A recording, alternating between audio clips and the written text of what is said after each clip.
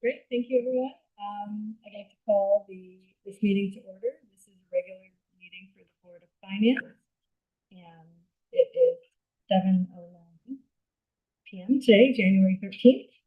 And the first item on the agenda is public comment.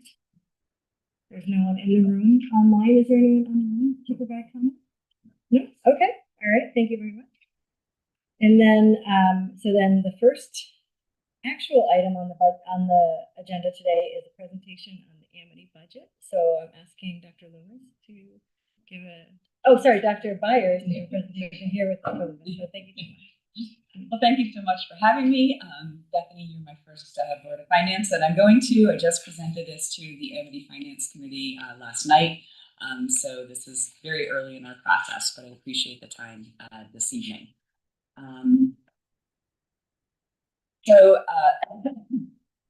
We are guided by Connecticut general statutes for what we have to do as a regional board of education. And the statutes are very clear that at this time of year, we present a budget that will have the estimated receipts and expenditures for the next fiscal year, 27-26, if you can believe that. The estimated receipts and expenditures for the current fiscal year, the estimated surplus or deficit in the operating funds at the end of this year, any of our bonded or other debt, and an estimated per pupil expenditure for the current and for the next fiscal year, and any other information that's necessary to help people weigh in on whether or not the budget is a good one. Our budget is guided by two central foundational pillars. The first are the board goals, which are to improve instruction, creativity, and student engagement and performance. Making sure we have an efficient and effective use of our resources, namely the money that we're provided by our towns, and that we have a supportive climate for our students and our staff. The other thing we're guided by is the portrait of the graduate. It's what we are aiming to develop in our students. It was developed by our communities, including our elementary parents and districts. We started that work about 6 years ago, and that is everything that we do is geared towards making sure we build those characteristics and competencies in our students. Our budget process begins in about September. We're primarily guided by our contractual obligations and by federal and state mandates. Certainly departments and schools can put in requests for program improvements or for new things, but I would say overwhelmingly like 90% of the budget is either contracts or what we are mandated to do. We work together both at the school level and at the district level with principals, with department chairs, with directors, to really look at the budget to find efficiencies and savings, to prioritize new requests, or if we're not going to be able to include them in the current year budget, to kind of think of a 5-year plan for when we would be able to put those things into place, and then also to reduce or combine redundancies. I start recommending the budget. Like I said, yesterday was the first time I went out to AFC. Then we start to bring it around to the boards of finance for our 3 towns to get feedback on what they would like to essentially see as a number and think about ways that we might be able to meet those expectations. And ultimately, it's approved by the Board of Education in March and goes out to referendum in May. I don't think you'll see anything very different between us and any other school district. Contracts are the primary driver of our budget changes, as are medical benefits. You probably experienced that on the town side as well. We are guided by a strategic plan that really outlines the places where we want to make improvements. And this year, there's 3 things in our strategic plan that you're going to see reflected in the budget. One is revising our middle school schedule to provide students with more choice and more learning opportunities that are aligned to kind of where their interests are. The second is to start the development of career pathways at the high school. We already have a career pathway actually established for education, which makes sense that a school is going to build more educators. And we would like to implement a career pathway in the medical fields, allowing our students to earn their certified nursing assistant certificate at the end of high school, and also open a pathway into health careers. And then the last thing that we're looking at is curriculum implementation. We're in about year 3 of a massive rewrite of all of our curriculum. And it's one thing to have a written curriculum. It's another thing to make sure that that's what's actually taught in the classroom. And so we're at the point where we're really starting to look at how we can support the teachers to make sure they're delivering the instruction that we expect in the classroom to our students. We do have a significant decline in debt service that I will talk about. And then our other budget drivers are transportation, technology, pupil services, which is technically special education, and a whole lot of other things. Personnel requests that are aligned to those strategic plan goals. And a stable enrollment. We actually are increasing by about 66 students. That's not enough for us to ever ask for another staff member or another teacher because we're such a big district, but it also doesn't allow us to actually make reductions in staff members. So that's kind of why the stable enrollment is important. We do have several unfunded state mandates, and to no surprise, we have uncertainty around state and federal revenue. We get about, I'd say, what was it? Close to $1 million from the federal government, and we're not quite sure where that's going to land under some of the new proposed budgets being put out by our administration. And then certainly state revenue can fluctuate significantly from year to year. So the first thing that I'll look at are the contractual increases versus our budget increases. The blue line is the contracts, or sorry, the blue line is, yes, the contracts, and the orange line is the budget request. And so when about 70% of our budget is tied to our contracts for our staff, my idea is usually that these two should kind of line up, and that means you're kind of maintaining your programs and you're not adding anything dramatic. You're also not losing anything significant. Some years you see a gap, and we certainly noticed that when we had a new teacher contract and they had more significant wage increases than what we were accustomed to. So we started to see that the budget number would creep up a little bit. You can also see that it kind of is sort of parallel together, but this year there's a big gap between our wage increases and our budget number, and that is being driven in large part because we are having such a decline in our debt services. So I don't want everybody to think that that's always going to happen, but this year happens to be a year where we can still maintain our staffing and not have such a large impact on the budget. Our health insurance, we are self-insured. We maintain a reserve of 18% of our costs by our advisors. That's sort of in the moderate range. You can see sort of what they say is strong, moderate, and low. Because we're a smaller group, we can have more volatility in our claims. This year we're running at about 105%. It's not alarming for us yet because we have some savings in prescription reimbursements, but there have been years where we've run at 75%. And it's unpredictable. We just don't know kind of what's going to happen with our staff, but we do use Brown & Brown to help us kind of, budget for what we should be doing for health insurance. And then, hopefully, I think the last 3 years we've been a little more consistent in getting right pretty close to the 100% of expenditures that we anticipated. Is it typical for schools to be self-insured, like your school district? Most school districts are usually partnered with their towns, and it depends if the towns are self-insured or not. Because we don't really have that opportunity, we are self-insured.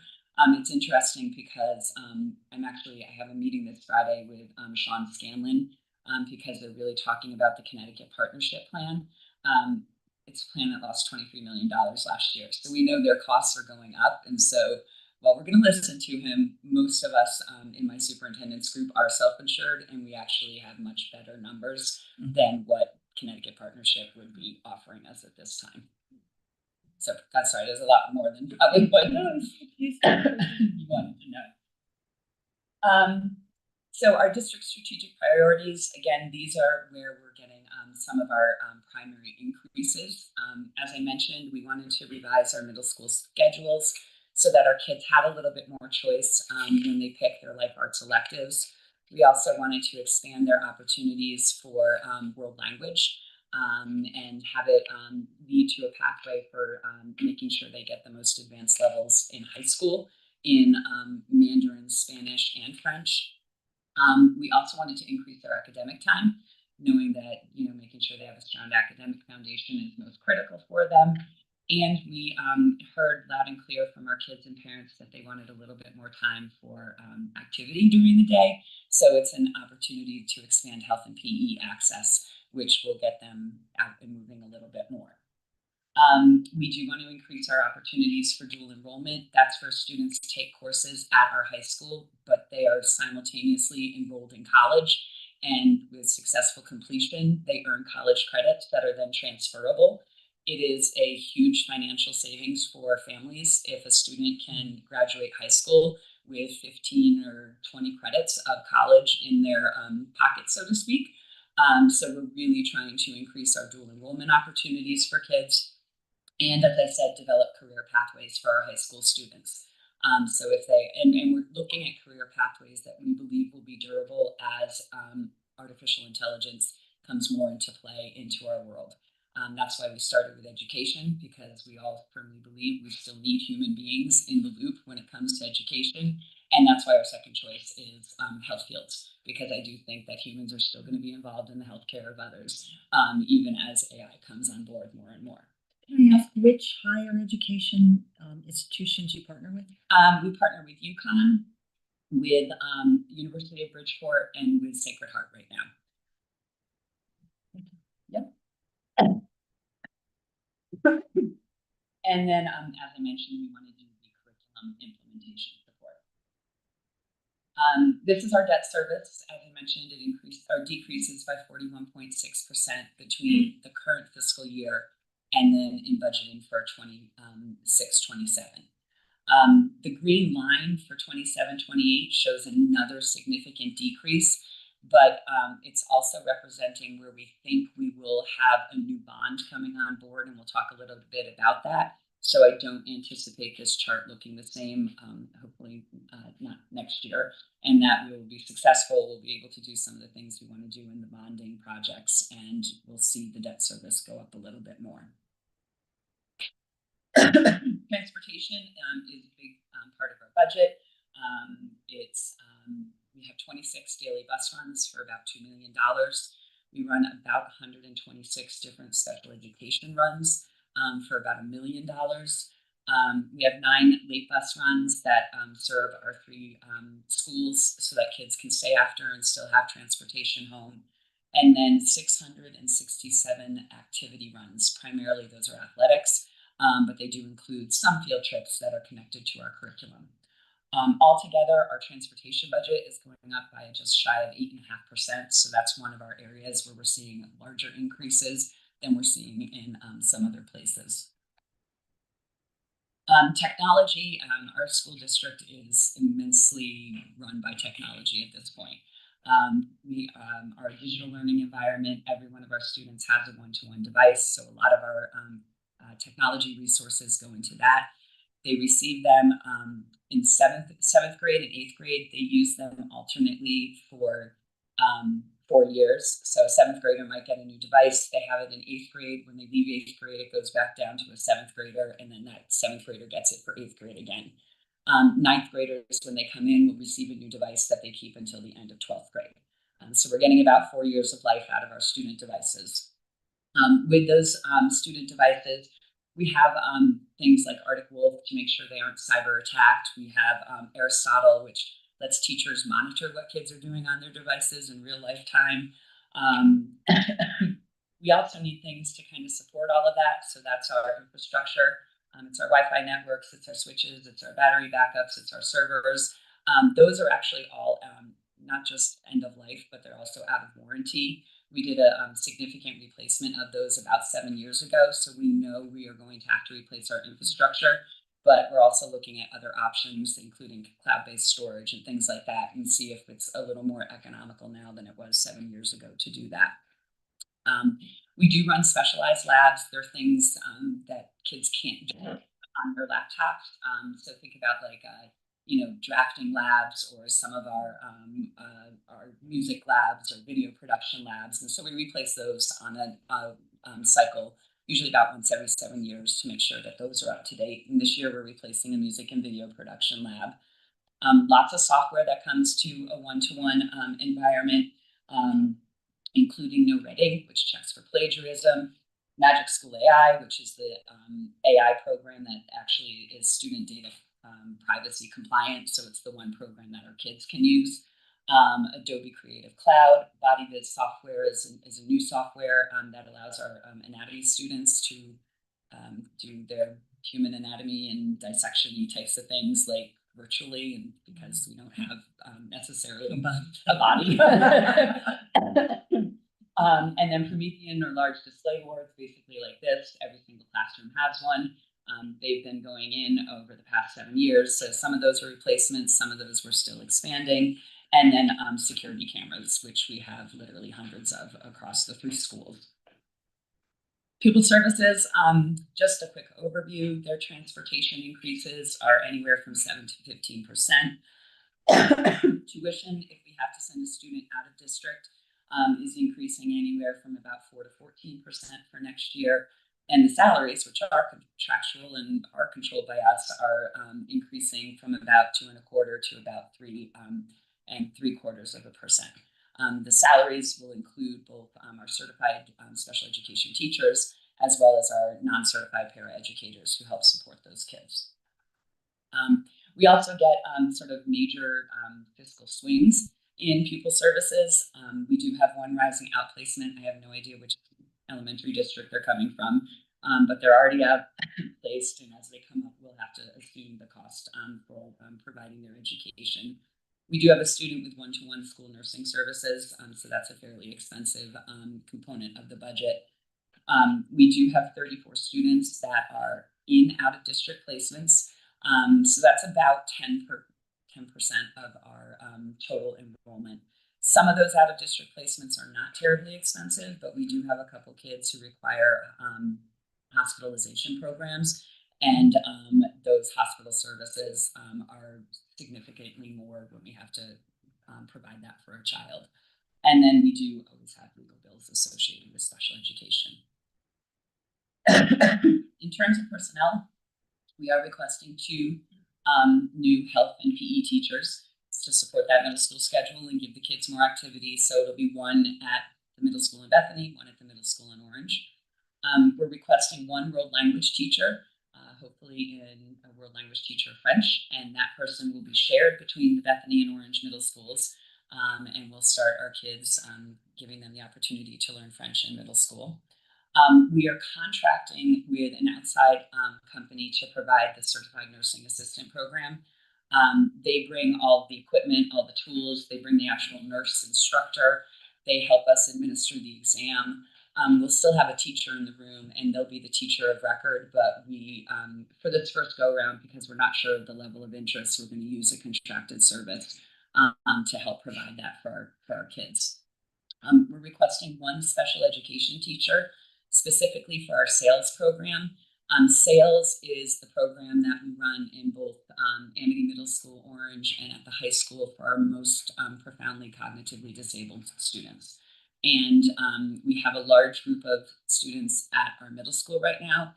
They are all moving up to the high school, but we are not having any decrease in the number of kids coming into from the elementary school. So at this point, we have to add some more staff to support those kids at the high school.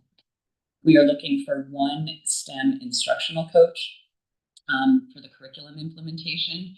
We currently have 1 instructional coach. She covers every subject that we teach in supporting teachers and implementing curriculum.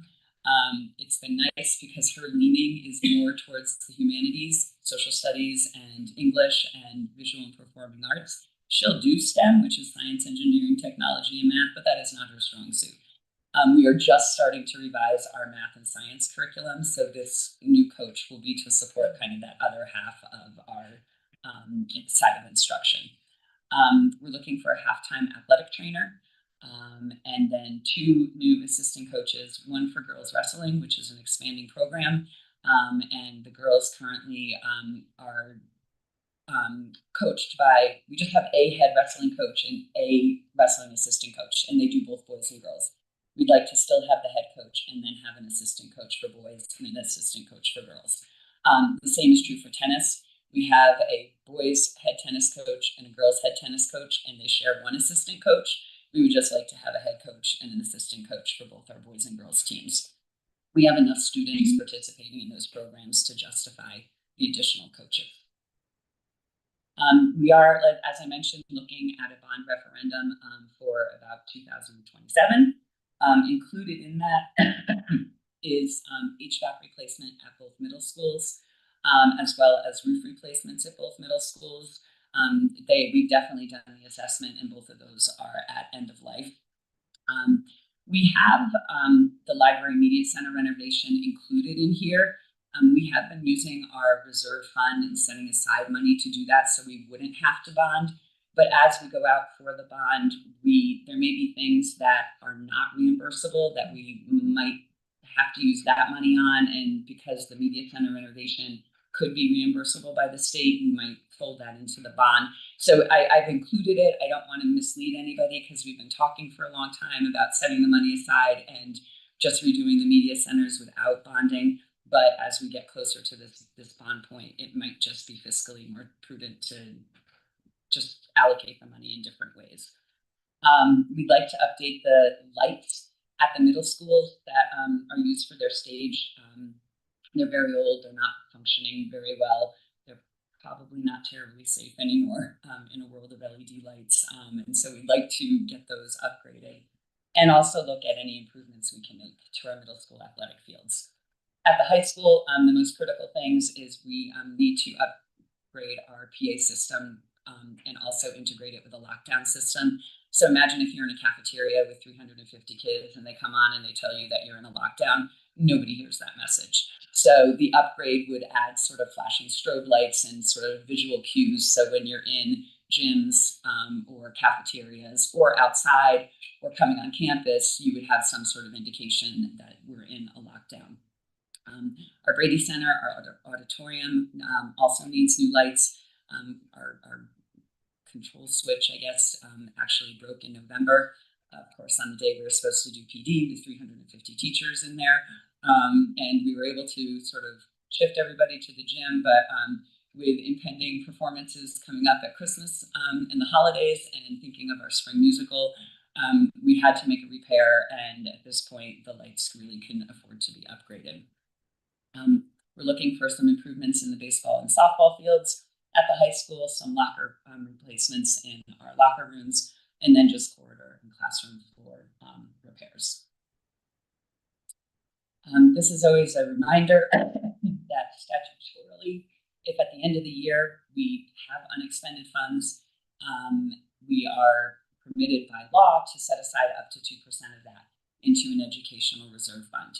Our board has taken it upon themselves that when they do that, they designate those funds for specific projects. So they don't just set it aside and we sort of sit on it and decide to use it on whatever we want to do. They very deliberately earmark it. So one of the things that was earmarked for this year was replacing the fire pump at the Bethany middle school because that was coming to end of life and experiencing failure. The middle school library renovations have been included as part of that.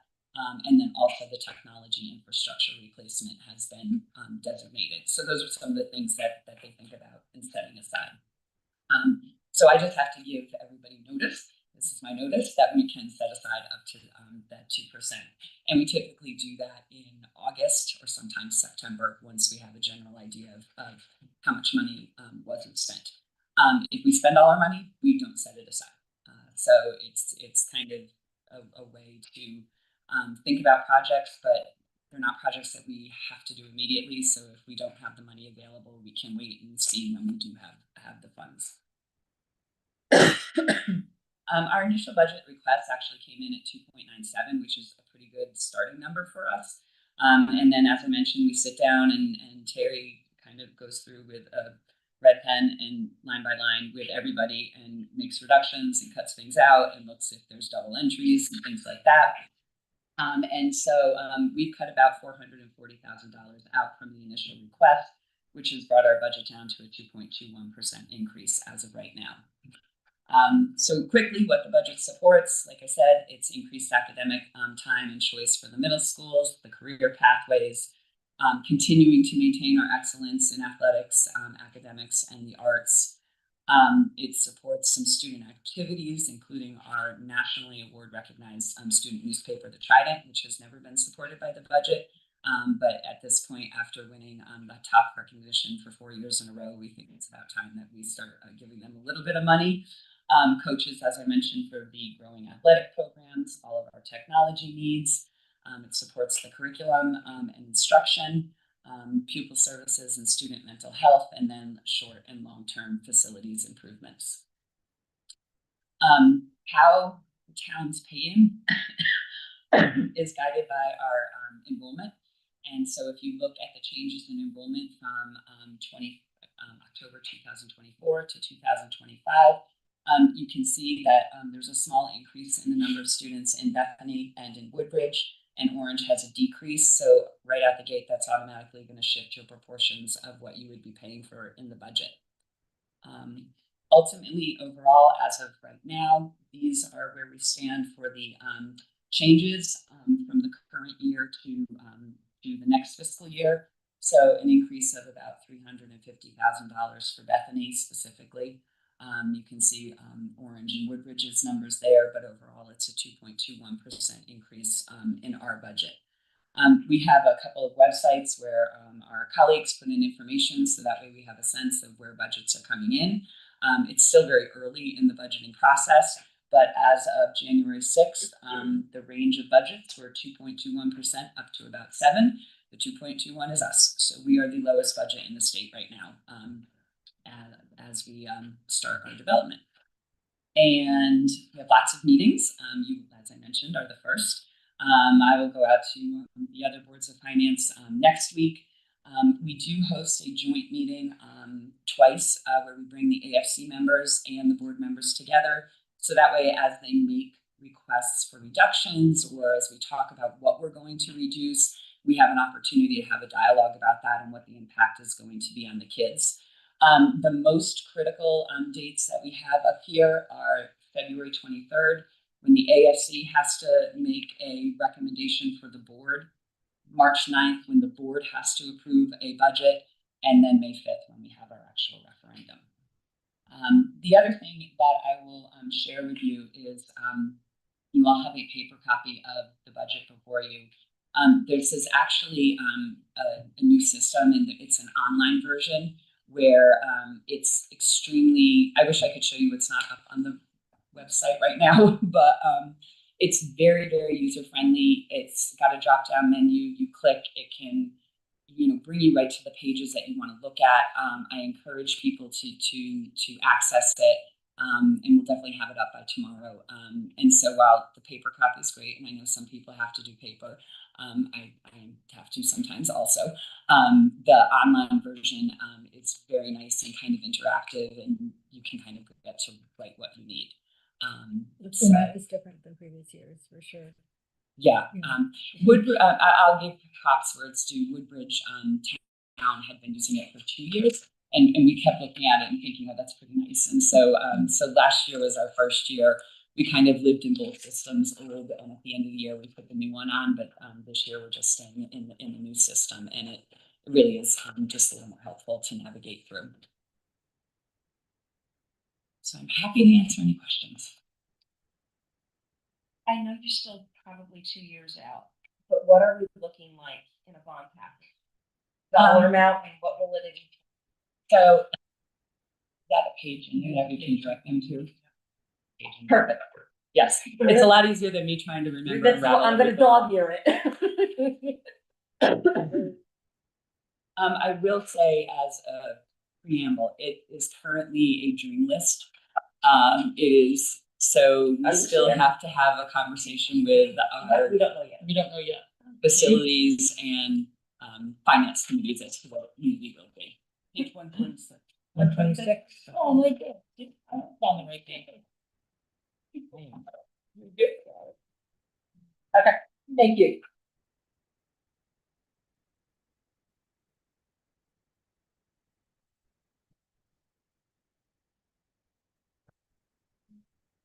Our goal with that is whatever amount we end up bonding for is, as Dr. Fire showed that chart where, in 27, 28, we'd have another significant drop, that it would be no worse than remaining steady, that we wouldn't see an increase in debt Mhm. service that year, but we wouldn't experience the drop because of the new bond. Steady to this year or steady to prior year? The 26-27 amount that Just like, we're budgeting for next.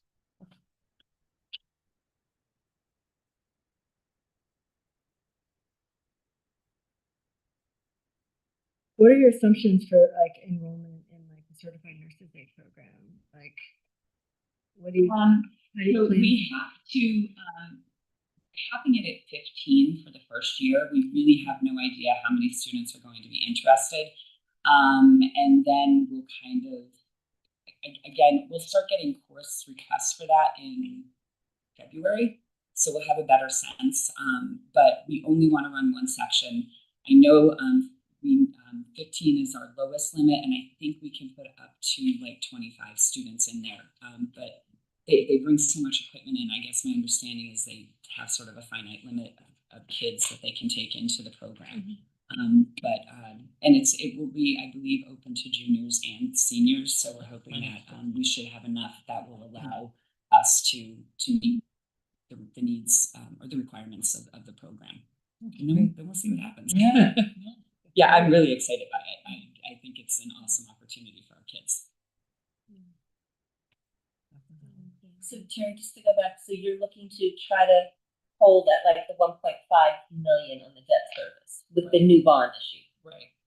Trying. That's our goal. I mean, ultimately, whatever the building committee recommends to the board, and the board approves to actually go out to referendum, and then whatever gets approved in a referendum, and what we have, and then what we have set aside in our 2% and what's eligible for state reimbursement. So there's a lot of factors going into it, but that's our goal, is to not have a tick upward, but to have it more or less remain. Okay. Where in here will I find exactly what is in that 2% fund? Is that Like what In- we've what- designated, like what yeah, yeah. projects we've designated. the dollar amounts in that is that anywhere to be It is found? in here. It is on a page where we talk about.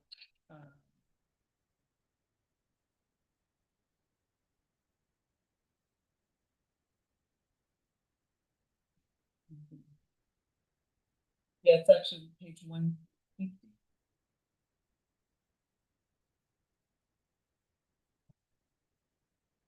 And second paragraph, it's about 3 or 4 sentences from the bottom. There's 1.9 in the capital non-reoccurring, which was the old format of the budget was through change legislation, and then 2.2 in the for educational expense. In the new. Okay. Thank you. And actually every 3 months, quarterly. It's also in our finance packets, because obviously if we're drawing down from these funds to do repairs and replacements, they're changing. So we try to include that in our finance packets as information so people can see it. And actually it's all of our grants and the two reserve funds.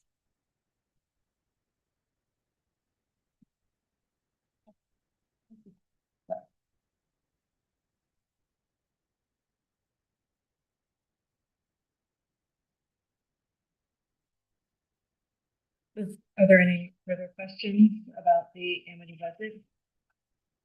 Would you go back to the dates again? For some reason, every time I stop sharing my screen, it kicks me out.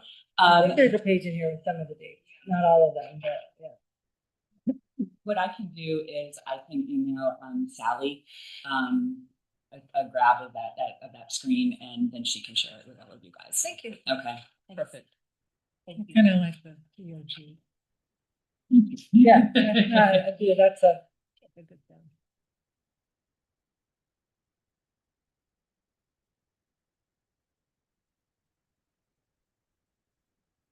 Okay. I hand most of the credit to the ladies sitting across the table from me. All right, well, thank you. What we do is if there are any questions sort of from this point forward, If Sally emails them to me, we just build a document where we put in the question and the answer and we publish it so that anybody can see the question and the answer. Sometimes that way you don't have to keep answering the same question over and over again. So if you do have any questions, please, again, just email them to her. She'll pass them on to me and Terry. And then at some point on our website, we'll have that document built and people can just go there and take a look and see what other people are thinking and what our response is. So, okay. All right, great. Thank you. I appreciate it. Thank you very much, Susie.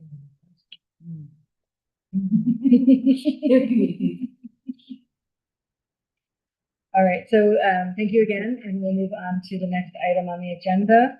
That's item number 4. It's an IT project funding request. Follow up from a discussion we had last meeting on the .gov migration. Hi, thank you for coming. Hello, happy New Year. So at last month's meeting with the funding for the iOS management project, happily to report we began that in the beginning of January, and that is pretty much done aside from some little tweaking that I'm working with Lava. Thanks for that update. Yes, so that actually went very well, and I'm also happy to report Slava and Adam were great. They're both of knowledge and getting set up. They actually showed me how to do some of it, so I was able to do some of the work in-house, which brought down the billable hours to about 4.5. So we came under a budget on that, assuming that there's no other work that they have to do. I'll have to bill for it, but yeah, I think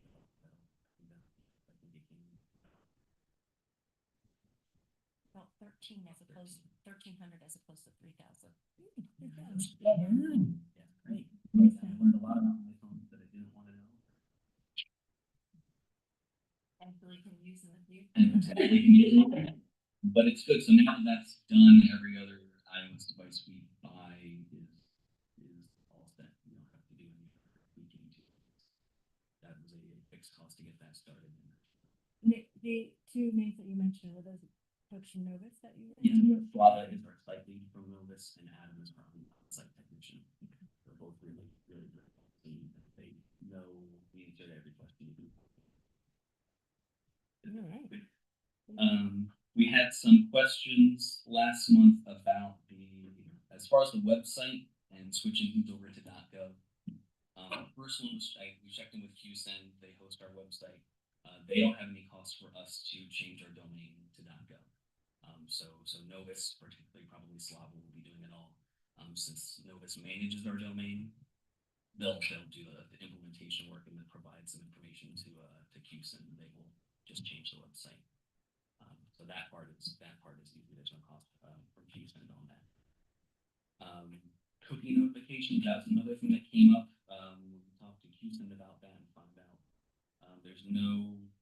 it's not necessarily for us to put anything on the website as it is now, since the website was made prior to that regulation being in effect.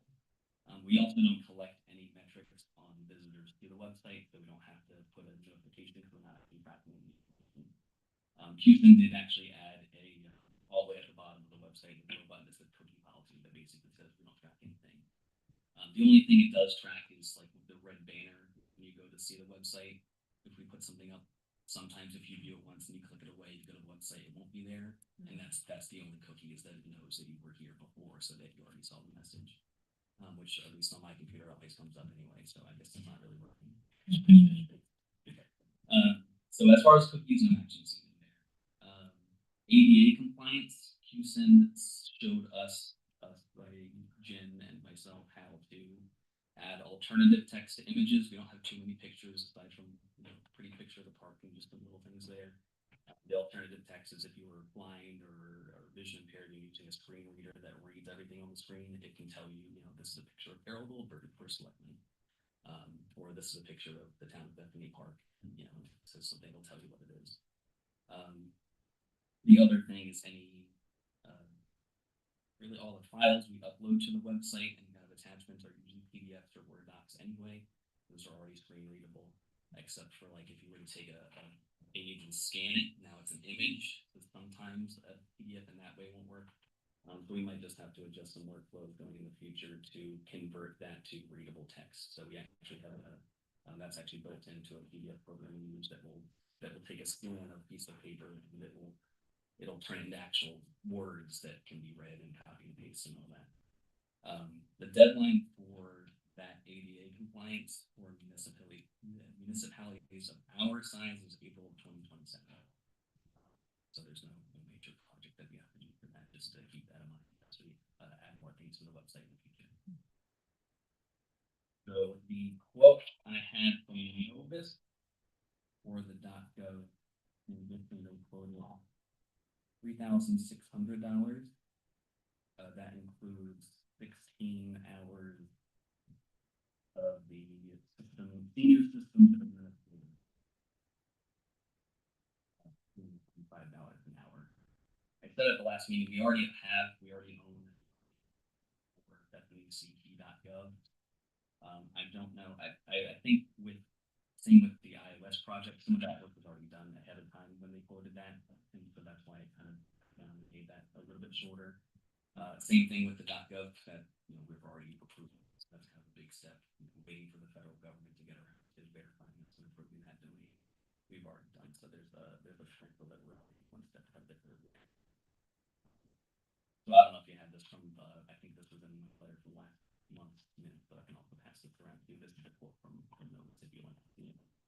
Well, and so what you're saying is nothing's changed for the job work. That's exactly where we were before. And that there's no efficiencies that we can glean at this time for any other work, because there's no other work that needs to be done. Nothing for the current website. And when do we expect that to happen? This one, last I talked to them, this will take a bit.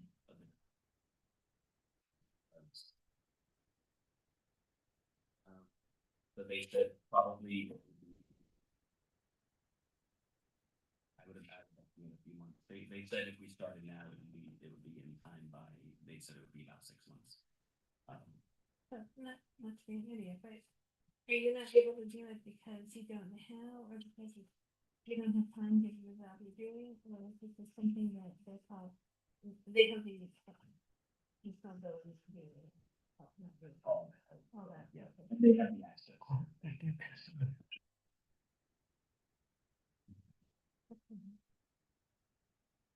And would the .com,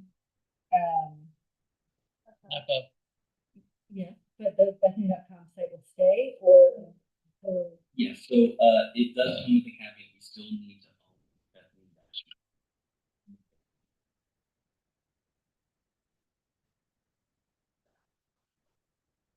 We still have to own that domain because otherwise the data.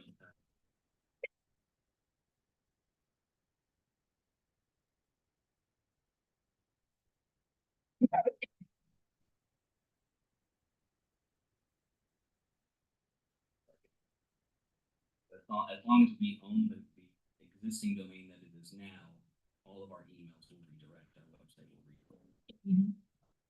Emails will actually still work.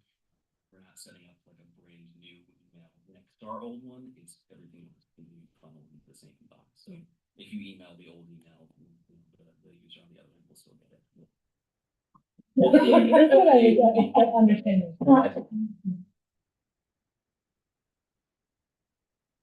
You said it takes 6 months to implement this? That's what it's saying.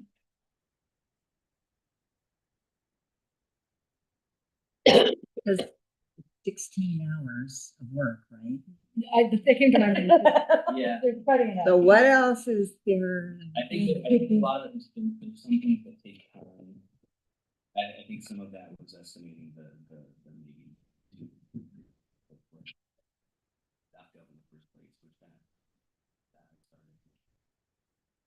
So they may very well be able to finish it much. They hope. If they can slot it into their work schedule. Yeah, and knowing how Slava was the day so, All right. that That sounds better. Good, cool. Okay, so, I'm sorry. I'm just gonna move on to it, if that's okay. Yeah. where are we funding this? Where are we transferring from? For this? I would recommend contingency, because that's what it is designed for the things that come up after the budget cycle that we did not anticipate at the budget cycle. Would anyone like to make a motion? That we transfer $3,600 from contingency to IT? .gov project. Thank you, Sally. Would anyone second, please? I'll second. Thank you. Martha, sorry. Can we have a vote? All in favor? Aye. Aye. Thank you very much. Well tested.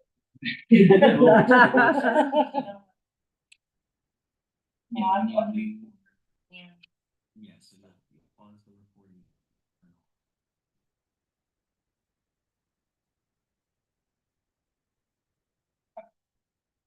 And then when you're done.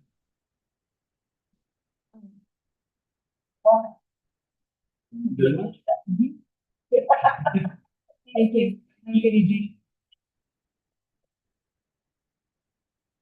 Okay, so the next item is to approve the minutes of the previous meeting. The meeting minutes are from December 9th. It was a regular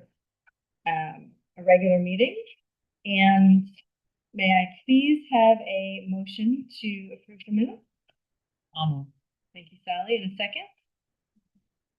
Thank you very much. Okay, we have just reviewing. Actually, let's see. Okay, great. So is there any discussion about the minutes? Can I have a vote then? All in favor? Aye. Aye. Aye. I wasn't here. Okay, I figured, yes. Is there an abstention for you then? That's it. Okay, great.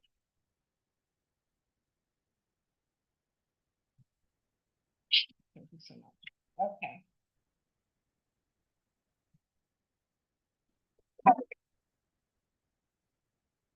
All right, the next item is the finance director's report. So, what do you have? Well, we are actually doing pretty well this year as far as the budget is concerned. And there is only one overall department.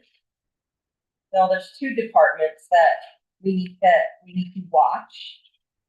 The first one being the fire marshal, and the second one being the legal counsel. The fire marshal, largely because there were unexpected repairs to the vehicle. Nothing major. I mean, the car does not have a lot of miles on it, but things break. It's going to need new tires next year. But there were just different things that it's regular maintenance. The car does get regular maintenance, but sometimes things still happen. So there were larger repairs this year than anticipated. Don't know how to budget for those every year, but I do know that next year fire marshal has budgeted for tires for the truck because it's going to need them. And the legal line, we can probably talk. We will get to later, probably. But we have two major sections under town council: contracted services, which is for the retainer for the town attorney for the year, and then the general legal fees, which is for all the other stuff that comes up that we need legal counsel for. What line? Where would that be? It would be on page 4 of the expense report. Okay. Right now, there's only $1,500 left in that $25,000 line item. Closer to 16. Okay, all right, thanks, Sally. But yeah, it's used for foreclosure assistance, we do not have tax sales when taxes become delinquent. Instead, we use a foreclosure process, which is easier for the town than tax sales. If there's any land use issues, legal matters, because we do from time to time get certain lawsuits, and there are people, I mean, so that, and we do need additional legal representation sometimes on some of the land use and the zoning board or the inland wetland cases. That's where that money has gone this year. There have been a lot more instances of the need and additional assistance on those than in the past. So I recall, in the past, we have had, what was the tax sale, actually? Yes. Legal support Mhm. and land use items as well. And then was doing that. So was he just billing against his general legal line and not as part of the container? They have always been split. They have always been split, but the volume of work increased significantly in the last 18 to 24 months in that area.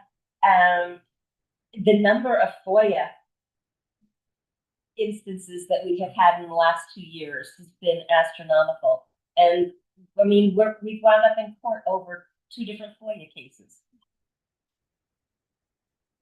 Not pertaining to the, Freedom of information.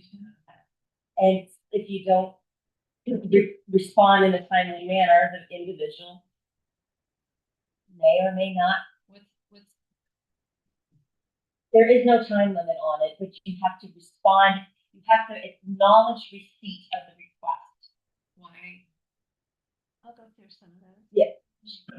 Yeah, Carol can go into all that in more detail later. Why we're getting them, like what's going on with it. A lot of people are litigious. And Yep. that's about it. I would just like to add, if I may, under the town council legal, we have $5,000 set aside for claims and judgments. I want to at least ask the board to consider doing something different, so we plan ahead for potential claims and judgments in the future. Okay.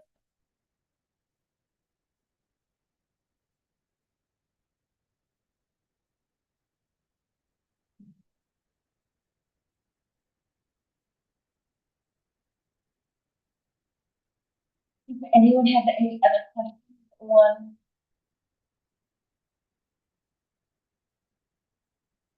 I'll probably want to sit down with you sometime this week or next, just to go through for my benefit of understanding I'm different happy terms. to do that with anyone that would like a one-on-one tutorial on any of it.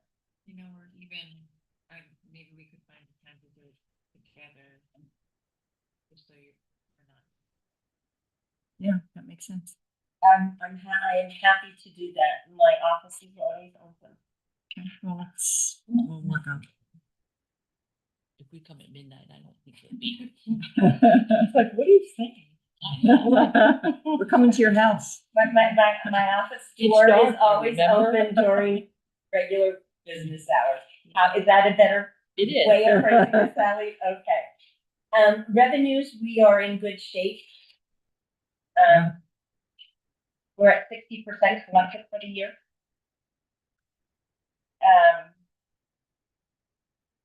So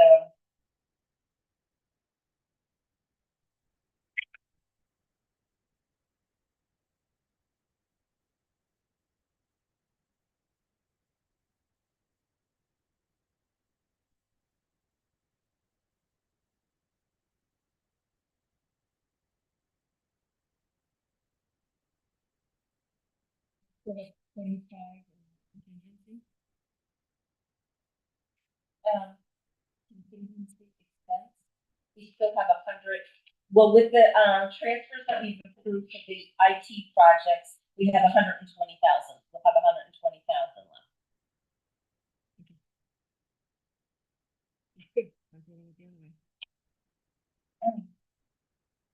Oh, the transfers. You were looking at the negative and I was looking at, 125 is the available budget, I was looking at what we expended. the last column on the expenses is what is still available. I'm in the combined, but yeah. It says available too, so you're right. Just curious, Parks and Rec summer camp. I mean, this was a whole new ballgame, trying to plan for that.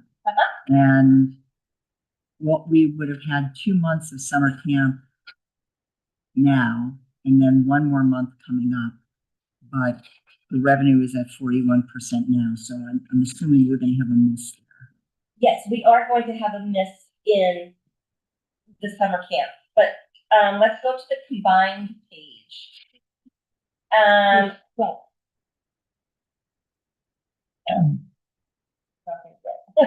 All right, if we look at the combined page, the combined report, there's 3 different, financial reports. One is standalone expense, one is standalone revenue, and then one combines it, where you can look at the individual departmental categories to find out, because it will show the revenue and expense for each area. And in this case, it does for summer camp.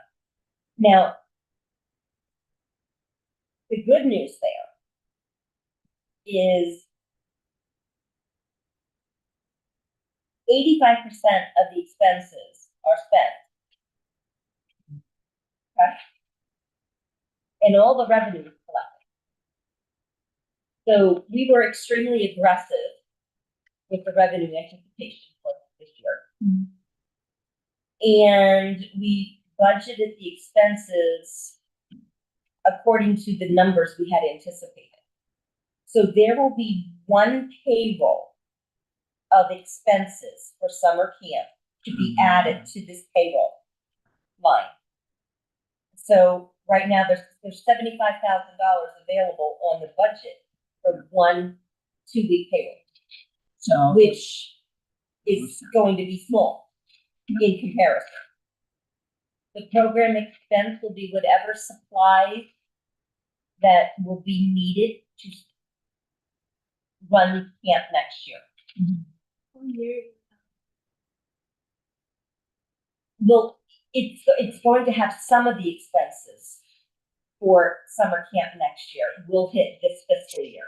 The things that have to be purchased in advance or the contracts that need to be signed in advance. Because sometimes you have special people come in, or there's special events where you have to put a deposit down on it in this fiscal year. And then the balance of it is paid out next year. The $103,000 is the full revenue for this fiscal year. The way we record the revenue for summer camp is, since the lion's share of summer camp happens from July to August, you do not recognize any of the June revenue, any of the revenue in June. You recognize it all in the following year. Now, so some of the expenses. some of the expenses are in this fiscal year. This really is kind of telling to whether or not we've got sufficient or not, because we're looking at this in 2 different budgets. You will always look at it in 2 different budgets. Right, but if we're asking them to do and we're looking at expenses mostly in one year and revenue mostly in another year, is there a way to do this differently, or? There isn't. The key driver on this is every year you will have wages for the employees, and you will have supplies for the camp, and you will have revenue for the camp. So What you're saying though is that this program you have doesn't have a way to combine it, but there's no way that you can't not. internally, outside of this report, yes, those records are kept. Yeah, those records exist. You should be able to get a summary. Yes. It's like life. The timing. Yeah, the there's all expenses, kinds of just like. all in a row. When you're person rec And a lot of the revenue comes in June. Because a lot of people pay for the summer programs. Yes. So, Or before. so if Katie were to pull, she has last month's packet here. If she were to pull out last month's packet, it would show the revenue as a much smaller number. You can't use this report basically to pay this. No, you need, You need a summary. The program, The for the whole program program. period. You need You a can valid. do the combined report. You can look at the combined for the park for the summer camp. I would think that the department head probably has that Correct. anyway, right? They Because do. She wanna know. I mean, I don't know. Yeah. That's how you plan. Yeah, like where, because it gets commingled then too, from one year to the other, because you may be paying expenses for another year. And this year, it sticks out more than it will 2 years from now. Because if you look at the recreation fees from last month, it said that we only collected about $28,000 because we made the internal transfer in our office for all the prepaids, for the monies that we received in advance for summer camp. Because some people paid their summer camp in full in May when they registered. But that was revenue that we were actually realizing in July and August for when those programs ran. So you did set up a deferred revenue. We do set up a deferred revenue. We do every year. So the reason why I'm saying this looks more odd this year is because of how the program was terminated and then restarted. So when we get through that one. it will smooth out and it will become almost like looking at this report, you're going to have the same expenses year over year that are going to be paid in June versus July for the summer camp. So then what you buy in June, what you buy in May and June for summer camp, it's going to be the same every fiscal year. Do you have a sense if they're breaking even? They turned a profit on summer camp last year. Oh, that's great. I mean, this report shows This shows. that they are 31,000 to the good on summer camp. But what it does not show is what would have been charged to last year's budget for this year. And that I'm certain it was less than $30,000. What this doesn't truly show is it covering the salaries of the. Correct. The fixed expenses of the non-program. Right, the Right. full-time Right. assistant. From what I'm told, it hasn't, it's not profitable. But there is public health and salaries are gonna come out of the town and other things needed to come out of the program. But I mean, it's not to say it couldn't be. If it was, it's just not, just to me, as we said, that the program's profitable. That's The whole thing. it's not. Yeah. But, I get where you're coming from, saying that it is, but it's slightly misleading, I guess. Well, you can't just look at the summer camp. You have to take the entire park and rec department in a vacuum and look at all the breakouts on it. I agree. If every program has a surplus, that could cover the year salary of the assistant. And that was what we were. Correct. I think it might. It is very possible. Because what I had done for Nicole was I pulled 2 special reports for Carol earlier today, just the selectmen and just land use. And I had done that for Park and Rec and given that to Nicole so that she had an idea where she was halfway through the year. And what it will do is the back will summarize everything, like all departments, all revenues, all expenses, it will do that for the entire park and rec department, and it will show her where she is. Just a question around that. Are there any revenues that hit Parks and Rec that aren't actually within her control? So like the lodge, is the lodge Parks and Rec or is that something else? Is right, because the lodge isn't in her control. It is not in And her I'm just control. It is not, it is a subdivision of Park and Rec for Vets Park. It is a subdivision of Park and Rec. But I can pull reports for 200, Yeah, yeah. you know, for the 220 and all zeros to the 220.03, which are what she can control. The accounting codes. Yeah, those are the accounting codes that she can control. Okay. And yes, that is the report that I pulled for her. And To where do show we, that she was, no, go ahead. to show that she was not in a bad place for this juncture of the year. And where do we see the before and after school Okay, program? that would be the extended. If you're looking at the combined report, extended is on the bottom of page 12, but all the detail is on the top of page 13. Okay. Okay, which is showing revenue of 80,000 and expenses of 49.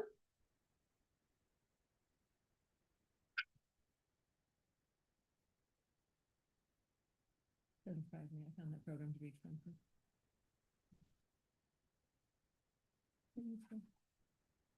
Does this include the people we pay for the cooking classes after school and for the magic sky or science sky? Would that be under the contract with? I do believe that it is in there right now. When I sit down with Nicole to go through the budget in more detail, that's one of the areas that we have to make sure that we're reporting it accurately, that she's budgeting it in the same place that we're reporting it. Because this is kind of all new to everyone as far as where it's falling and how it's falling into place. If they're doing my clothes this year, to be included in the budget for next year. So I'm just telling you, are we doing my clothes? There are, for 26, 27, she does have weekend lifeguards in her budget. We're in the process of doing something for the lake that I think will work out well to make sure that it stays open. Meaning that we've had to close the lake because the VHB has found bacteria. So we're trying for that, and it's because of the geese, not because of. You need to have a really big goose dinner. And it's also. Get rid of them. We have a geese elimination system, but Which is no what? harm to any geese. Nothing will happen to it. Well, I can tell you 87 things that don't work because we have these at our lake. And half the things they tell you will not work. What does work is disturbing their nests. Yeah. And but when you have a person who lives on a teeny tiny island in that lake and refuses to let anyone on her property or to disturb the geese, everything else you do is worthless. So you have to get every single nest. You have somebody who lives on it. It's no, it's You have like an a island. 200-acre piece of land that is like 18 inches from the shore. So yes, it theoretically is an island, and she has her driveway goes over that little whatever. It's a goose sanctuary. Yes, and it's the goose. Yes, she loves them.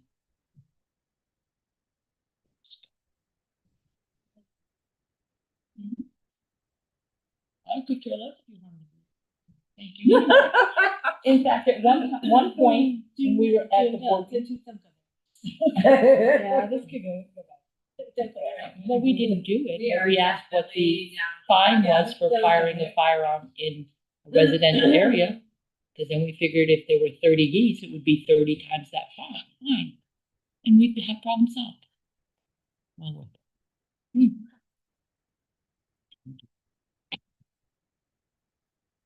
yeah. Anything else neat? Yes, sorry, I would like, an audit update, and then, nope, I'm skipping. Were there any other transfers? No, there were no other transfers, that's why the answer was renewed. Oh. You're right, well. I was like, no, I don't have any this month. Then, audit update and then, budget update. Audit update, there are two small outstanding items to the regular audit that I have worked on the last 2 days to turn over to Samantha. And I received the request today for them to do the federal single audit, which is a more detailed dive into the grant monies that we've received. Any town that receives over $750,000 in federal money has to have a single audit. And we did receive over that this year. They are raising the benchmark for that to $1 million. And I'm hoping that maybe next year we won't have to do one. I'm hoping we will have to do it. I hope we do. No. So that's where we are with the audit. I have not heard anything contrary from Mike that they cannot have it complete by the end of this month. But he will let me know by probably next week if they do not anticipate having it finished by the end of the month. Because he is very good about giving me 10 days notice if he needs an additional extension. Yeah. So, I mean, and he was so good. He knew that he would not have it done in December. That, like, on the 2nd of December, I received the email that I filled out all the forms for the extension. Can you please certify it? I'm like, done. Because we knew it would be at least January until it was complete, so. But we are on target, and they have worked very well with the town again this year, and there is a switch over at the Board of Ed from Brandy to Donna doing the business manager standpoint, and Donna said they have been fabulous for her to work with as well, so much better working arrangement than in the past. Yes, it's nice to be treated like a professional. So they did our audit last year. Yes, they did. So we knew they weren't gonna go on time this year because they couldn't fit us in their schedule. Correct. Does that change for next year? Next year is debatable as well. Because there are very few audit firms in the state of Connecticut, and the amount of work it has to be done. I mean, every town has to be audited, and there are not enough firms that do the audit work. If you want a good, quality, competent audit.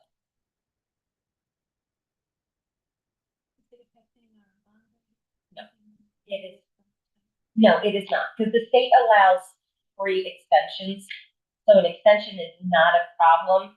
And Mike, the partner on the principal lead on our audit, he and several other auditors that do this frequently have been pushing the state to change the deadline to March 31st to mirror the federal government. And the state of Connecticut won't budge. So you just have to apply for extensions to get you to March 31st if you need it. If you need it, correct. You run into a problem if you don't have it done by March 31st. Correct.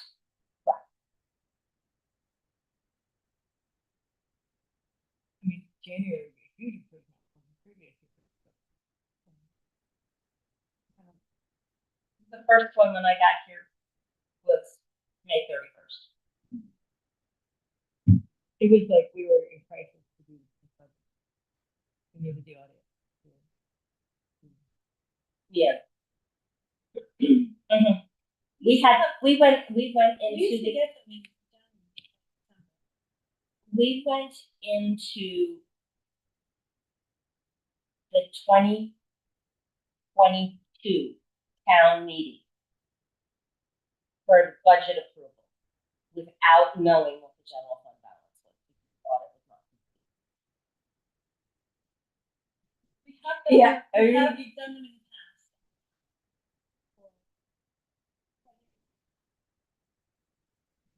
Is that when Michael was auditing his own work? I don't know. But that, I've heard about it. What happened in my days, that's what I inherited. No, No, really? The findings are always good. Thank you, that's great. That's good. For the budget update, when will we have the worksheets from each department? Well, I believe I have all the departments as of this morning. Really? You got Mike? I did this morning. The holdout came in this morning. Carol and I are sitting down starting tomorrow to review what we have, to go through everything. So we are, Our plan is to get with each department head, even before you do. So that I can come in with that person and they can explain what they want, and then I can explain what I think they're worth or not. But we're not there yet, so. no, I'm hoping, I have a new, according to Adam and Nick, I should be able to share the Excel file through SharePoint with everyone now. Yes. Okay, there's a special way I have to send it, so that way you will get all the documents and they don't necessarily have to be printed out. Mhm. I am hoping to get that, and we are meeting on the 28th for the first pass of it. I'm hoping to have that out to you in email form by next Friday, the 22nd, the 23rd. To give you the weekend to get through it. Somehow or another, we'll find the time to do it, Carol. We'll get there. And so the intention during that first workshop is just to meet internally to review? Or do we want to meet with the departments at that time? That is, I think we had said that we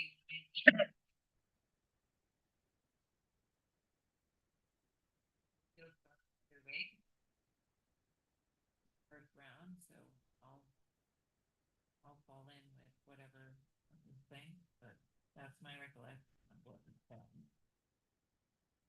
I think we take the first meeting to, go through them.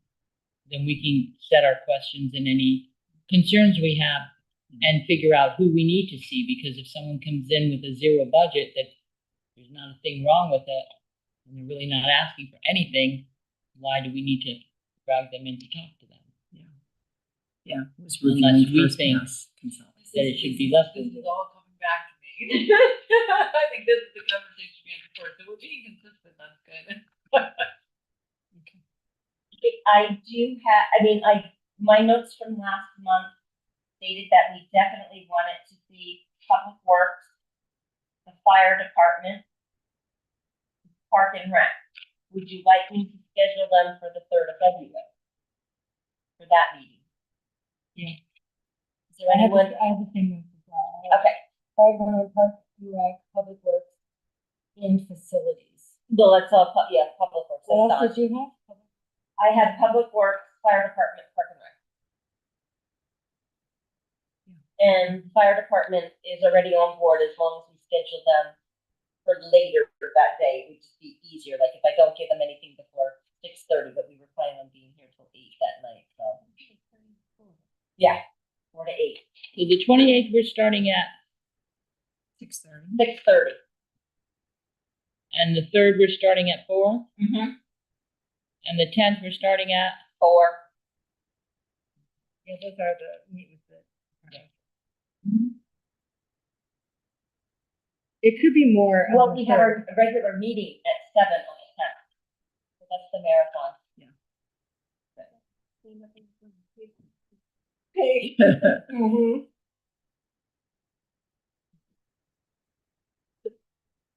So the 28th is at 6:30. Yes. That's our review. Yeah, you were And here that's for like that. a Is general that- review. Oh, yeah, Everything those are okay with fine. you? Yeah, yeah, those.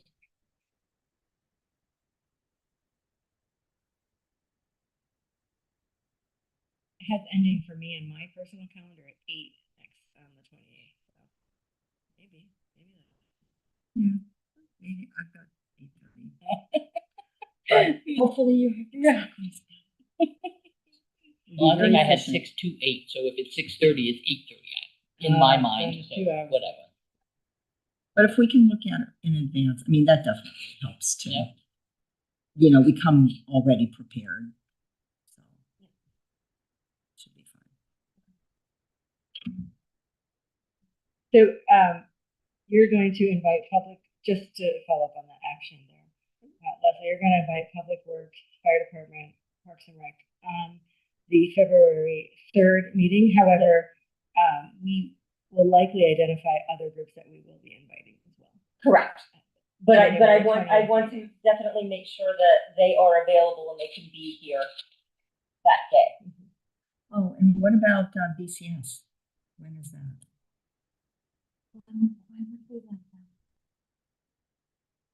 Do we want them on February 3rd? Or do we want them on January 28th? They usually present at a rate. No, they've always done a budget workshop. Then we should have them. That's 4 different ones, that's a lot. You think they'll each need? I don't know, but Okay, maybe if we maybe do it not. on the 28th, because Let's really move with BCS to the 28th. BCS, we don't really. Yeah, let me check if Kay is available to do BCS on the 28th, when we look at the first half. Because it doesn't usually go that long.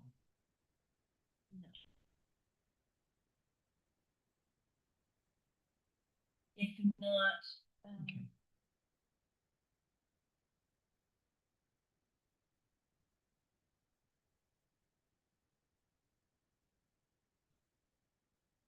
Well, we do have 4 hours on the 3rd. If each group gets an hour. yeah. Don will need an hour. Yeah, I don't wanna rush. These are some of the biggest components. Correct.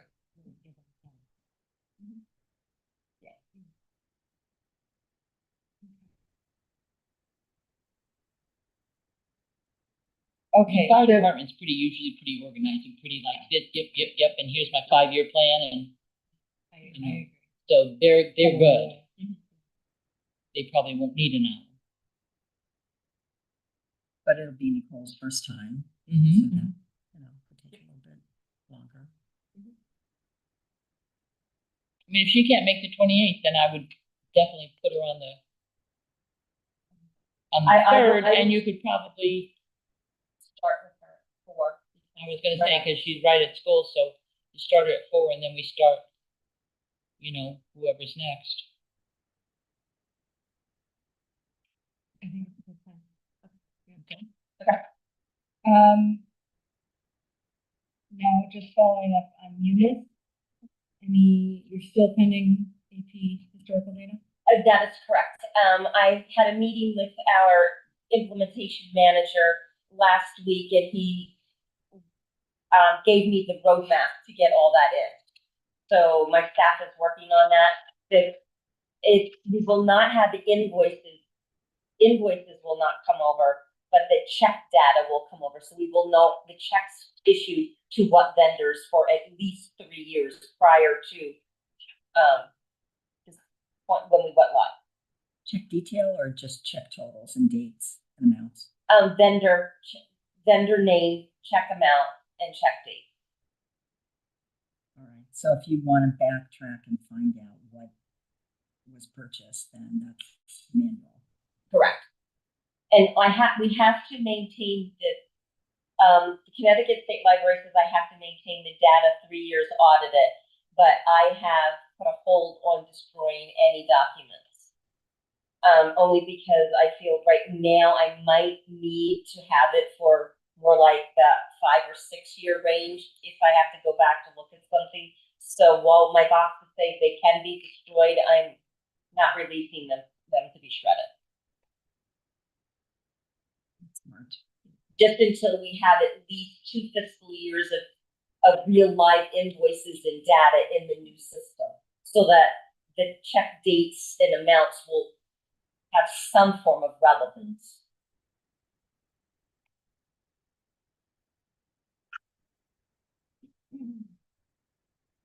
Okay, anything else for our finance director? The next is the capital project report, and this is a request of mine. Not exactly what I was expecting. Well, I received the Excel spreadsheet after everything went out. Is there such thing? There is an Excel spreadsheet of all this data, which I will forward to everyone. Okay. Yeah, I thought it was interesting, but probably not what you wanted. Yes. Well, I was looking to sort of have all, I feel like this isn't all the projects, so that was confusing to me. Like the town hall, did I miss that one? Like, there's a hard drive, I did miss it. Okay, my bad. But, okay. I was hoping to sort of have a spreadsheet to build on what we're, wanting, requests, and then those could move into the capital plan. I don't have visibility into our capital plan right now, I feel. Our 5-year plan. But this is useful. There was a comment in here. I was going to say, the last one, the steep grant, the 2023 project, will address some of Sally's concerns and questions that she had in regards to the DPW building. So he did address that in this narrative. I just wasn't clear on who these people were. Who was the project engineer? Who's the project architect? Were they working for a general contractor, or did we separately employ them, or stuff like that? But you don't have to. This isn't what we're supposed to be talking about. I agree. I had a lot of questions about that as well. Maybe we can discuss this after we talk. Don takes us through his budget. Yeah, we can. I'll bring it into the next meeting.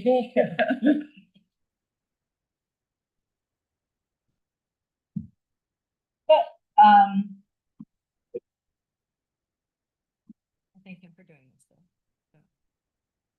And I look forward to seeing sort of the write up. Yeah, thank you. I will forward the Excel spreadsheet. Do you want to talk about this anymore right now? I mean, was it? We're gonna move on.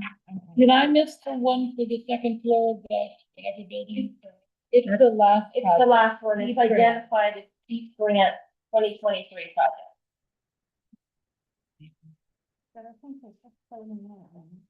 Well, we're closing out paperwork. Okay.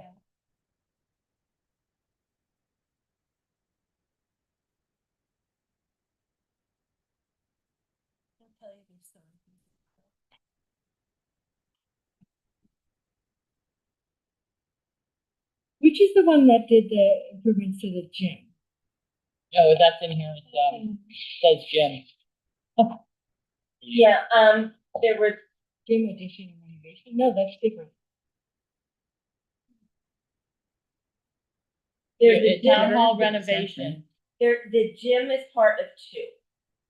The gym was there's the gym addition and renovation, and then the town hall also did some additional work within the gym.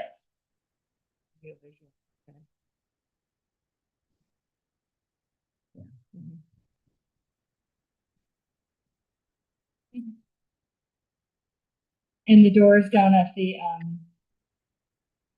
Veterans Park building. Yeah, that's not in here.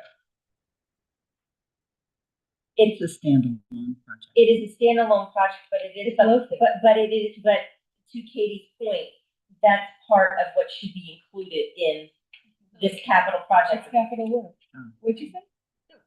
Yeah. I'm right. Yes, yes. Mhm. So this is completed projects, but not the ongoing project. Uh-huh. And are there,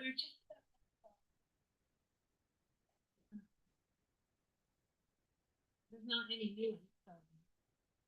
Well, I have a couple, but I mean, there's not really too many going on. And the doors are either done, about to be done, the electrician's coming. But what else is there? What? Well, the spreadsheet. And then, capital project request for next year. I haven't heard any talk about future projects, so I just didn't know. I know the fire department's gonna be coming to us with one, because they need a. The town has water in it, it's got a name. It's not the pump. and no, track. the tanker needs to be, one of the tankers needs to be refurbished. Okay. The water truck. They get thirsty when they're out there. They do. There are some coming. And I wanna do something with Center Station, the other half of Center Station. Oh, poor Larry, if only he were here. Why? Did he want that or didn't want it? No, he said it's the money pit. Oh, I can tell you why, but it won't be that much money. It's for the state police, for when the barracks gets torn down this year. Oh, right. I They didn't have know a about that. They have a home. It's in Bethany. Yeah, so that we have that here. I mean, basically, the tube is gonna be torn down, I don't know, we're told spring, summer, or fall, so they don't really know.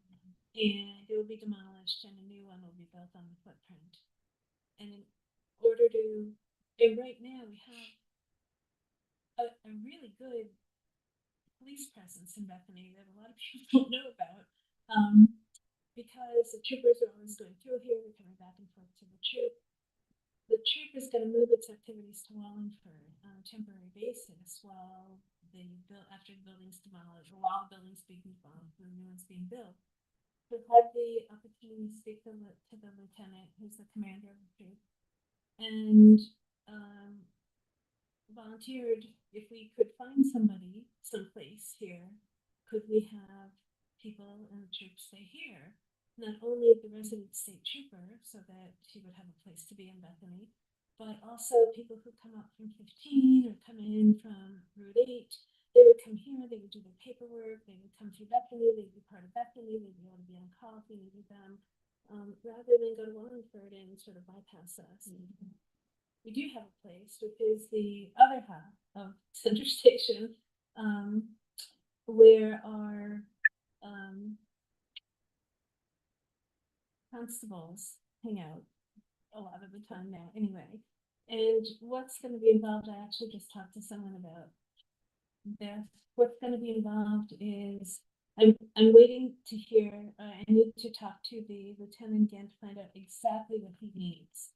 But we have a room that's where Sturt used to meet, so I'm pretty familiar with this room. And it's got a couch and a refrigerator and a desk, and you know, they don't need a lot, but I want to make it nice enough to make them feel comfortable. There's also 2 closets that I would like to take the stuff out. One big closet has cots, you know, for shelters and stuff like that, and you sort of split them and break down the wall between them and make it a large office for the resident state trooper, because he needs a special line and special equipment that I think the troop will supply. But it needs to be a locked door. So again, I want to know exactly from the lieutenant exactly what he needs. And then I've had one person go in and look with me to see how much it would cost to do something like that. And of course I got, well, it'll be this, but you know, on the other side, there's a cinder block wall, and you can open that up and make a window. It's like, I'm not looking to do that. Okay. And I have somebody else who's gonna go down with me, a local person who, has done a lot of work here, who's really, really good. It's not the same group that we've used recently, to see how much it would cost. I think it'll be not a lot. But that will allow us to keep a police presence here during that 1 to 2 years. And from what the lieutenant implied, the troopers would really like that and like to be able to stay here as well. That will only benefit us. Yeah.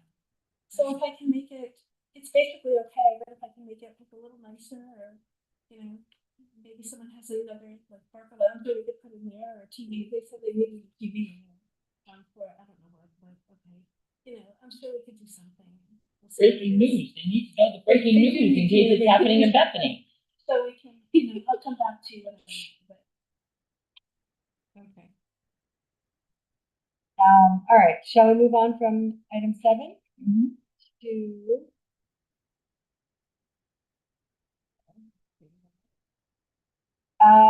Board of Education report. Kelly, do you have any updates other than, for Amity, other than? No, there was a surplus, surprise, surprise, I was shocked, I almost fell off my chair. And, so, Approximately 2%. oh no, it's way, they took 2%. And so our isn't huge, but it will help offset some of the increase. It's in here. So it's the 350 minus 150? It's, I don't know. wait, Yeah, it's in here. 140 sounds familiar. It's in here though, and I wrote it down, but I didn't bring it with me.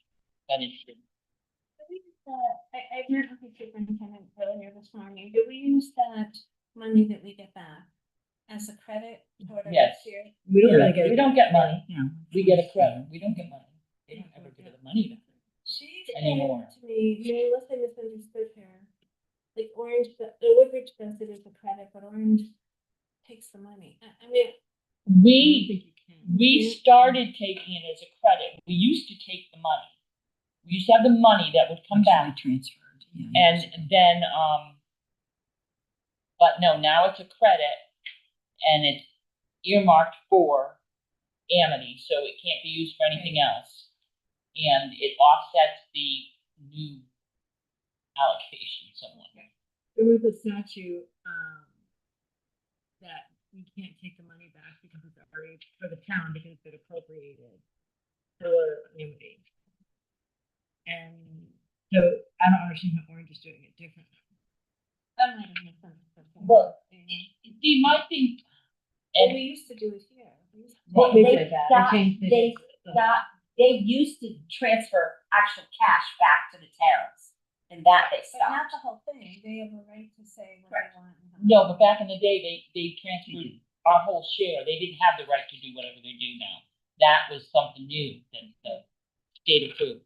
I just, Is that 2% of their Well, total budget or 2% of the? but I think, No, and I've the always operating thought, budget. that if you 2% have of a the budget, operating. and you end up with multi-million-dollar surplus, the first year it's like, ooh, yay. The second year is, and the third year is, shame on you. Yes. Because The you've right to, already not taxed an everybody, obligation. and now you, for the third, fourth, No, and in this practicing. case, probably 12th year in a row, you have a surplus, They budgeted. you know, and Which was why Not I efficient, asked her but the like question of what do they have in their conservatively reserves prepare their from budget the so that they accumulated won't 2%. so if you figure They'd that they never have know, $4 right? million at 2%, It's amazing, but it's always budgeted. that means 98% was the rest of the Me too, surplus. not based on actual. That was So my think first about it. question. So look how much our The amount's gonna superintendent go up next year. I've It actually, is- that's it's a lot, gonna go so up. that's what everyone does. It is gonna go up, and the special ed budget has gone up, and, a lot of that does.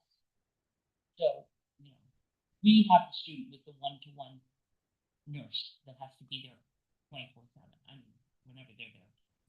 That's our student, Bethany's student. We also have 2 other students that are nonverbal. And I believe they're outplaced now, or they're at sales in Orange or whatever, they can't be in Bethany because Bethany can't support them. So they go to the Orange because Orange has that sales program.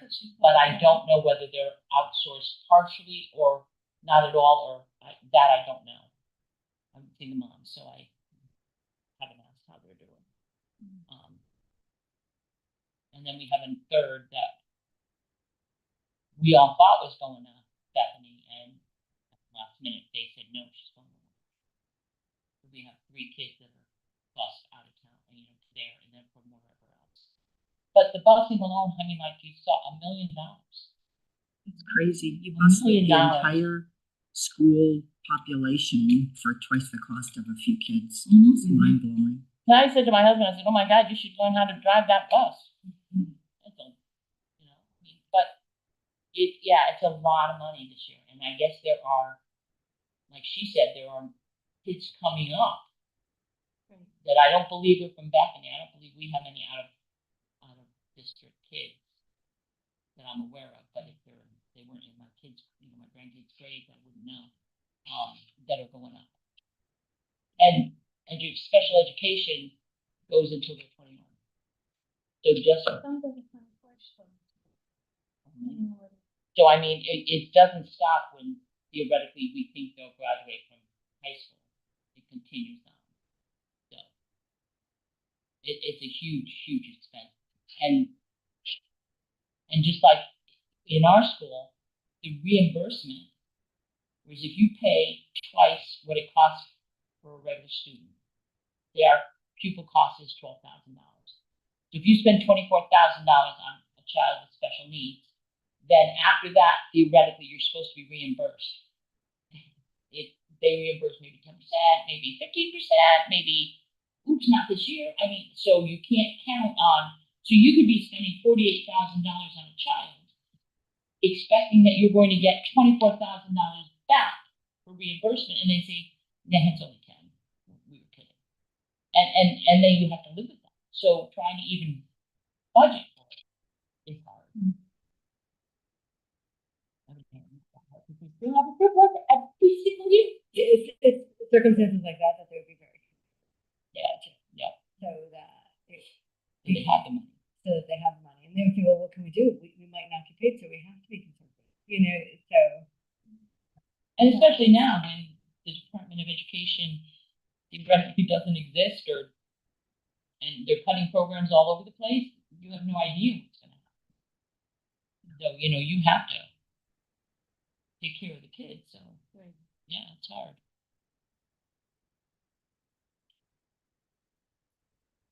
Okay.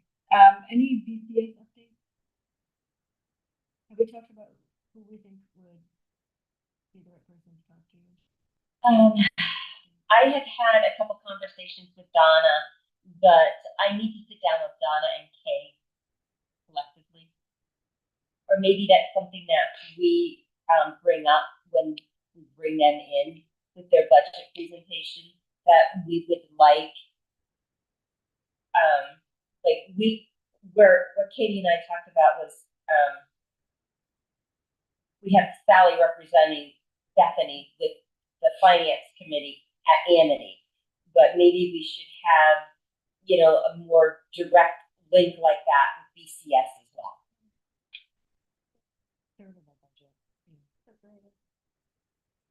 And it doesn't have to be every month, something, quarterly basis. Or something. We just need to figure out what approach, how do we want to handle that? Is it one of us that's going to take a more, one member of this board that's going to take a more active role with that? Or are we going to ask one of the Board of Ed members to give us information on a regular basis? So that's all. It's all in our thought process of ways in which we can do better at understanding the financial needs of the school. What did you say? I said Amy is vice chair. She might have a way or have an idea of what we can do or how it can be done. I'm gonna see Kate tomorrow morning, maybe I can ask as well. Yeah, I mean, it is a third of the budget. Okay.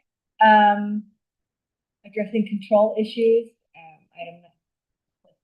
Yes, as of right now, I don't think we should devote too much time during this meeting to talk about it, because we have a lot of future items, but I do want to keep it on the agenda for future discussions for other control items. Number 10, other. Is there anything anyone would like to add to the agenda? Thank you all.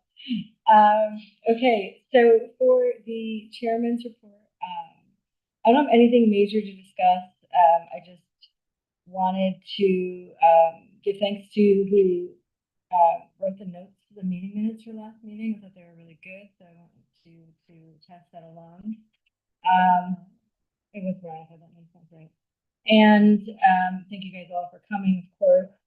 And other than that, I was planning to use this time to talk about what we're going to be talking about in executive session. So I think I don't have anything further to report other than the upcoming budget workshops. And I really want to set a goal for everyone's budget to be at 0. And we should really look to challenge anything that's not. So that was sort of my guidance for how I wanted to approach the budget. And I wanted to see if everyone was kind of in line with that. Is anyone late handing their forms in or no? Okay. Then they should be -5. A demerit. Yep. Yep. Has everyone so far followed, I mean, your instruction was 0, and is that what's been submitted? Yes and no. Or some others, because there's things they'd like to do in some departments that they haven't necessarily included in their budget that I think would be a good service to the town. So it may be, well, what can we take out of their budget in order to do that? I mean, ultimately it'll be up to you, but definitely I can explain to you what it is. And I haven't seen all of them to tell you the rest. We might have, I don't think, we're starting to go through them tomorrow. Doesn't sound like there have been any that are like, what the heck were they thinking? Well, one might be after you hear the executive session stuff. Yeah, right. Like, there was always one that would be like, I will say the registrar's budget because they didn't handle it last year. And so we gave them roughly what they had, and we have 2 Election how you cycle. guys do this fiscally. You have 2 sessions of early voting, Yeah. and we're gonna have early voting again in November.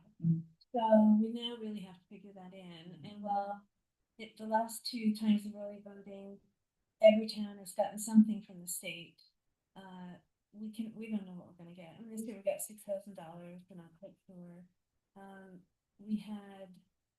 They have very special needs for early voting and certain things that they need that weren't factored in before because they didn't hand in the budget. And yet from the year before, they had an incredible amount of what was listed as office supplies because we needed a filing cabinet for $4,000, and we needed all this stuff. But yet we don't even need that.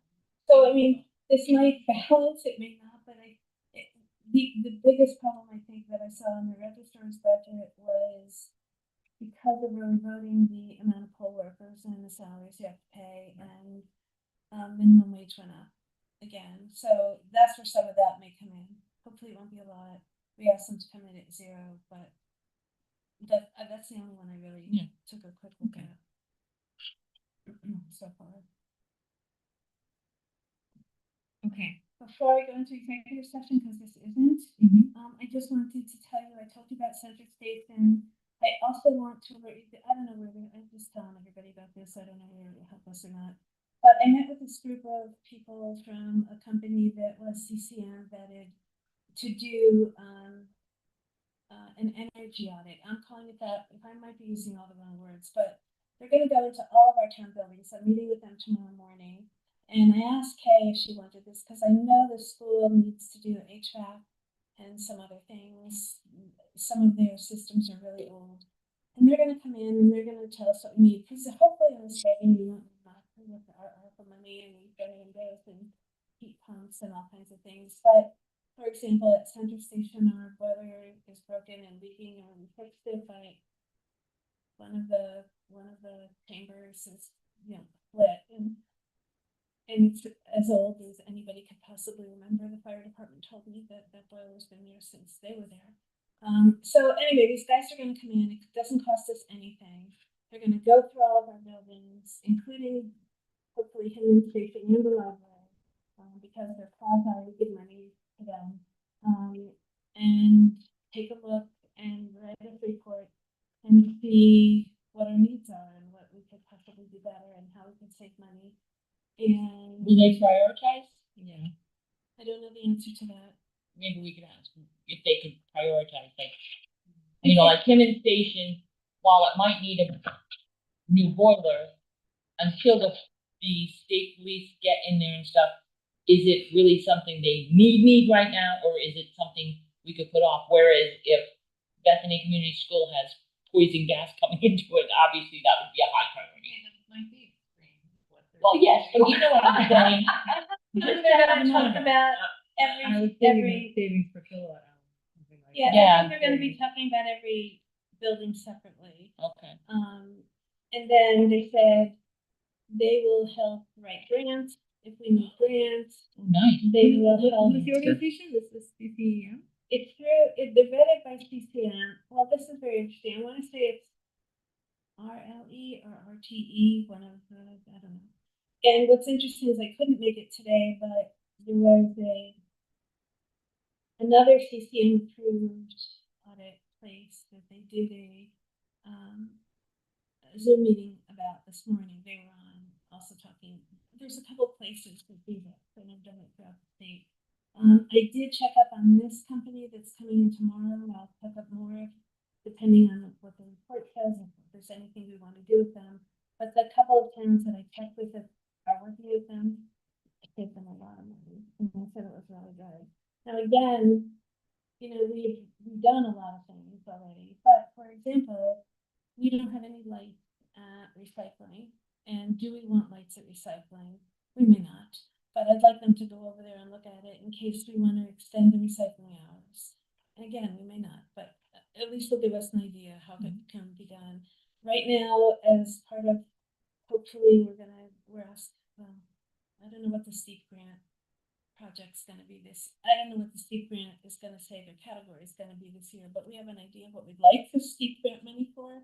And part of it is over at Veterans Park, and again, we don't have lights in the parking lot anymore at Veterans Lodge. So I'd like them to go down there and say, can we use this? Is this viable? How can you help us do this for not a lot of money? And it could be they're gonna come back with stuff and we're gonna say, thank you so much.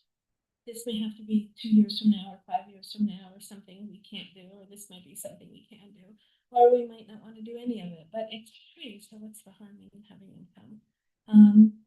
So tomorrow we're gonna go to all these places for an initial look through for them to see what the buildings look like and what's in the buildings, and then they're gonna come back with their people and really go through everything and test all the systems and do that.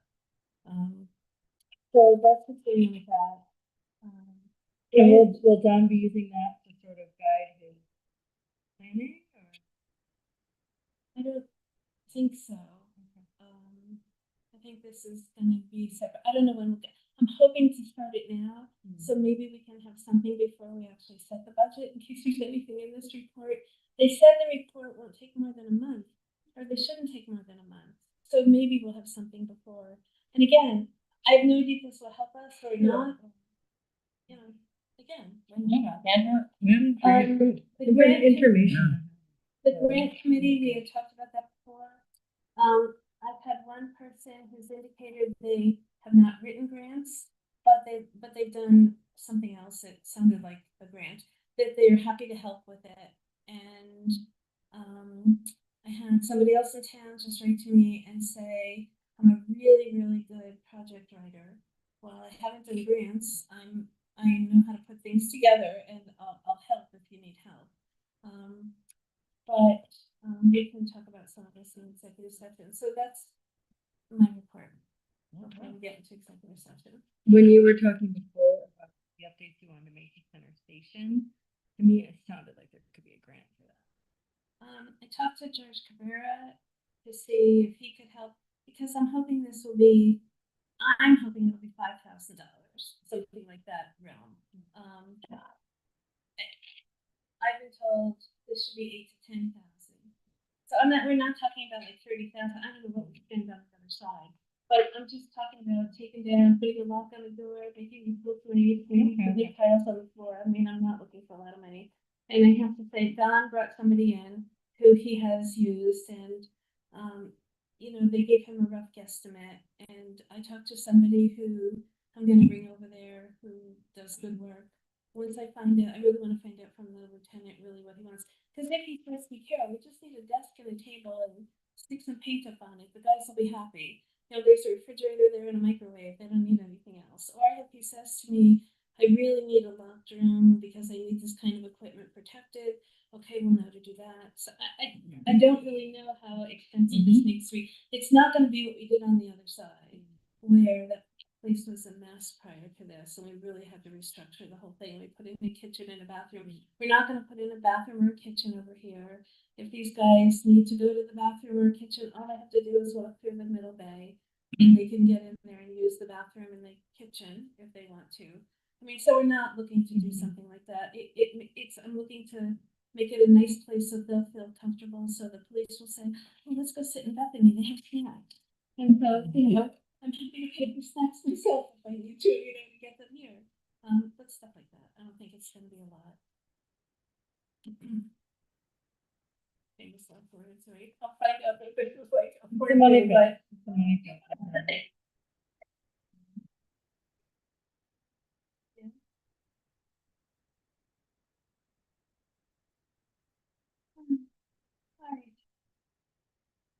I have a whole list of things to talk to you guys about, but we have to get off.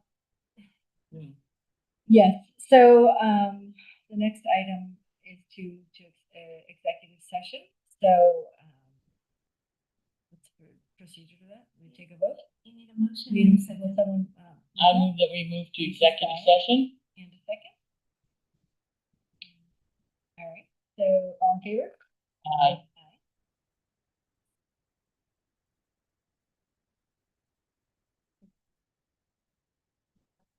I have to, Turn the camera on.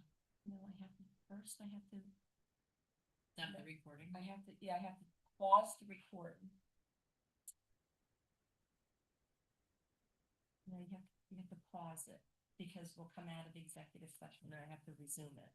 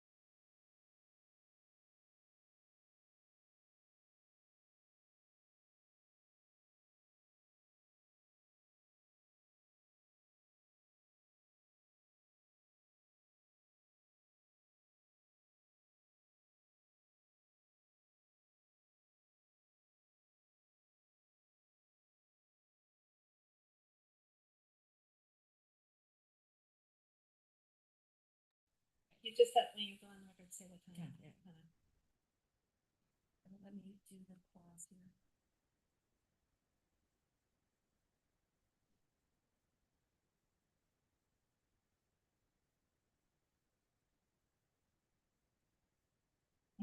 Unmute. You're good. I could see you and hear you now. Thanks, Stephanie.